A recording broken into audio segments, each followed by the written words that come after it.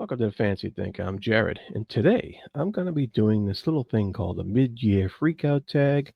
It's one of the funner tags I think to do, and I did it last year I think, and I've been watching a few this year. And it's been kind of inspired me to do my own. So, and I like it. I like some of the questions because they're a little different than your normal. What was the best and all that stuff. So to start off. We'll get into what was the best. Number one is the best book you've read so far this year, and that would be Stormed Fortress by Janie Wertz. I yeah, this book it was like some of the epitome of endings. I mean, this is the eighth book in the Wars of Light and Shadow mega epic series, fantasy series by Janie Wertz, and it's also the fifth book in the Alliance of Light story arc, the final book in the Alliance of Light story arc, and it brings together all this stuff that's been building up for five books.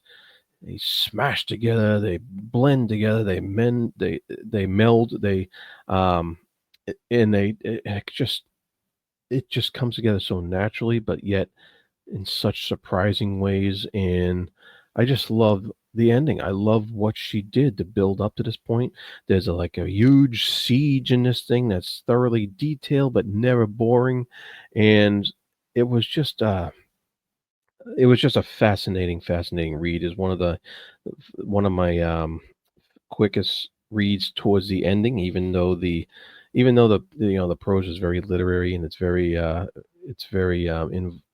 involved, but it just read so well, and I just loved it. I loved everything that went happened in this book, and this is my favorite of the year so far. Not to say that it wasn't a tough choice, but it it won out, So yeah, Storm Fortress. The second question here is best sequel you've read so far this year, and I guess technically you would choose this, but uh, in the interest of mixing it up, I am going to choose another book from a great epic fantasy series, and that is A Pack of Wolves by P.L. Stewart.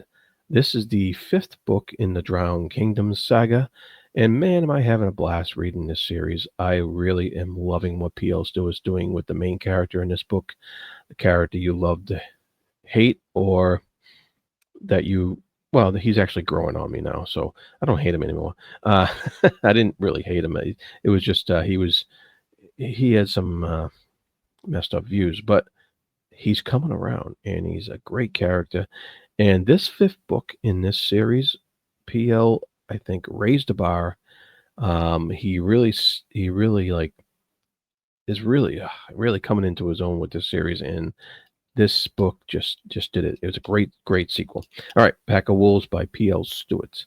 A new release, number three. A new release I haven't read yet, but I want to, and that's another self-published book. Mercy, Tears of the Fallen by Chance Dillon. He sent me. He was so kind to send me this advanced review copy, and Chance, check out his channel if you haven't got a chance. And it was yeah, I'm really looking forward to this. It's a new release this year that I haven't gotten to yet, and that's pretty rare because I usually get to the new releases that I want to get to pretty quickly. But this was a surprise that it came to me, so I'm very much looking forward to putting this next on my list of self-published reads.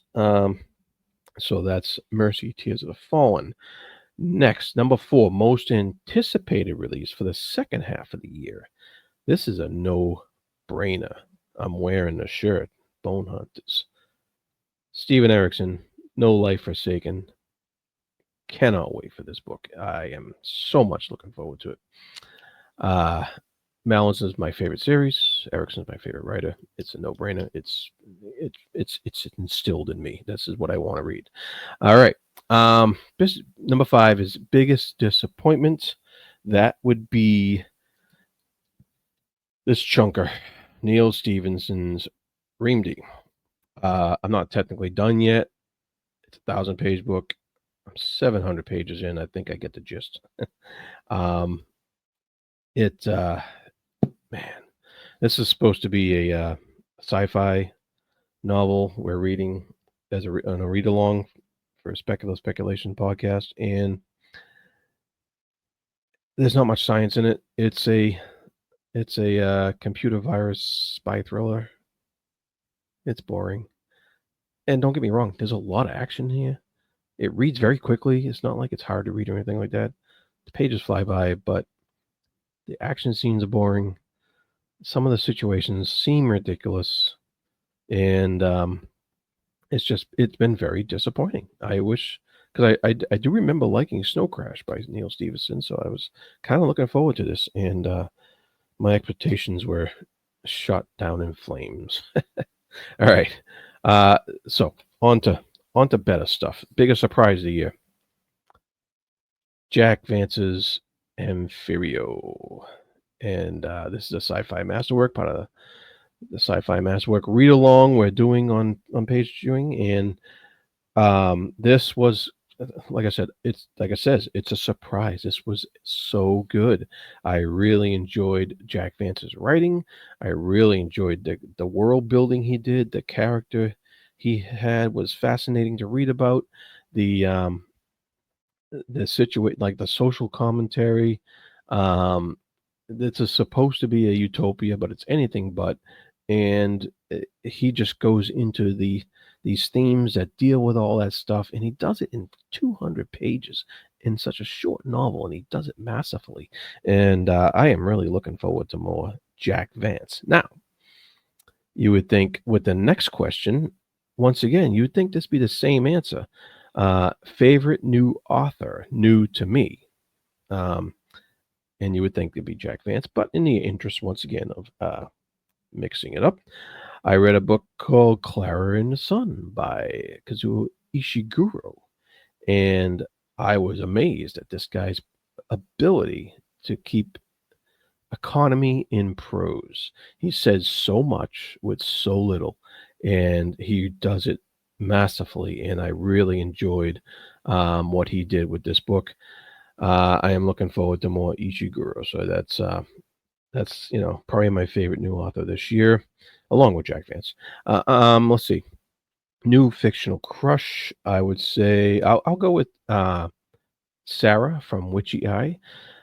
This was a kind of like a chosen one character, and this character was handled with great subtlety, lots of depth, lots of lots of character building, and you really get to like her as the story goes on. You get to love her more and more and more as the story goes on. And I think she was a great character. Really love Sarah from the Witchy Eye. Um, and yeah, I look forward to reading more of that series and her situation in the future. All right. So let's take a little coffee drink here. Okay. Uh, Editing Jared here. I forgot to do newest favorite character, and so I'm inserting this into the video here. The You would think my newest fictional crush may be my newest favorite character, but once again, in the interest of mixing things up, I am going to say it's Salim from Midnight's Children by Salman Rushdie. Salim is the narrator of the book, the main character of the book, the one who's telling us the story, and he's my new favorite character because his sense of humor and the style that everything, the way he's telling the story is hilarious. The way he's presenting it is hilarious. His character, of course, has the most depth and the most uh, introspective stuff there is, and I'm really enjoying this book a lot. And so I'm looking forward. I'm almost done, actually. I'm still like I got 100 something pages left, but this guy is definitely a fascinating character, and I'm really looking forward to seeing how it ends. And yeah, so that's my new favorite character this year. All right. Okay. This next one. Let's get serious here. Book that made me cry. Yeah. I mean, just look at the name and you automatically know. Yeah, there's no question. Parable of the Talents, Octavia Butler. I think everything I read by her made me cry. Kindred, Parable of Sower, and then this one. It, it's kind of funny because her writing's so good, but I'm scared to pick up another book by her. Uh, really hits you in the where it hurts. Really hits you where it hurts, and so good though. But beware, reader. You will cry with this one, or at least get choked up or something. Uh, so on to happier things. Book that made me happier. That made me happy. Um, Conan's. It says City of the Dead, but this is a collection. There's two novels in here, and the novel I read in here was the first one. It was called Conan in the Emerald Lotus, and what a blast! I was just smiling like crazy the whole time I was reading this book. It was so much fun.